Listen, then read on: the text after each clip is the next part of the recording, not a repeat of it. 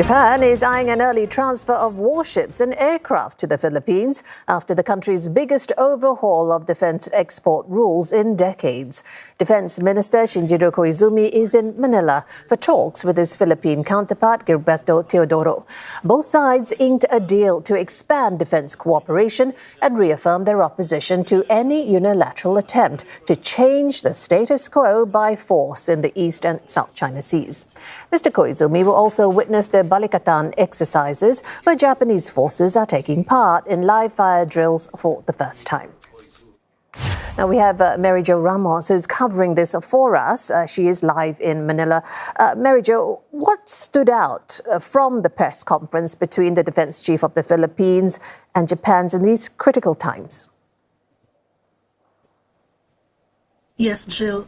The press conference coincided with the 70th anniversary of the establishment of Philippine-Japan ties this year. And earlier, Japanese Defense Minister Shinjiro Koizumi called the bilateral meeting with Philippine Defense Secretary Gilberto Teodoro Jr.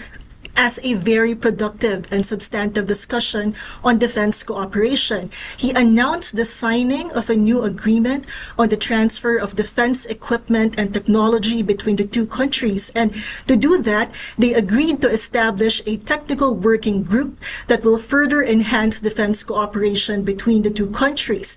We can say that the transfer of advanced and high-quality defense equipment is a key component of Japan's strategy to promote regional security, enabled by the revision of the implementation guidelines for its 3 principles on defense equipment transfer last month, making it possible for the country to export lethal equipment such as fighter jets and destroyers. Previously, Japan has been strictly restricting arms exports.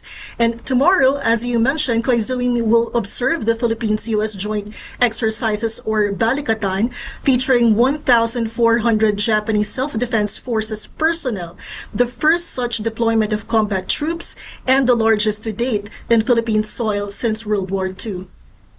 That's important context to know, but what about the details about this possible early transfer of warships and aircraft to the Philippines?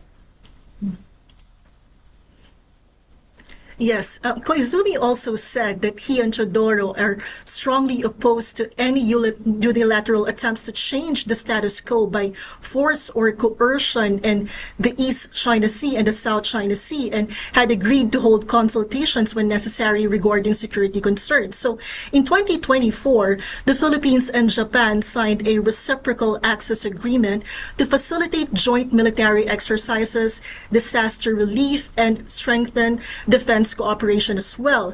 The agreement officially entered into force in September last year, and under this agreement, Japan was able to bring equipment here that enhanced this year's Balikatan military exercises between the Philippines, US, Japan, and other allied countries. And following a new agreement signed today to enhance defense technology cooperation between the Philippines and Japan, Koizumi also announced Japan's plan to transfer Abukuma-class destroyers and TC-90 maritime patrol aircraft to the Philippines, which can significantly boost Philippine surveillance and anti-submarine warfare capacity. All right, many thanks for that. Mariejo Ramos reporting live from Manila for CNA.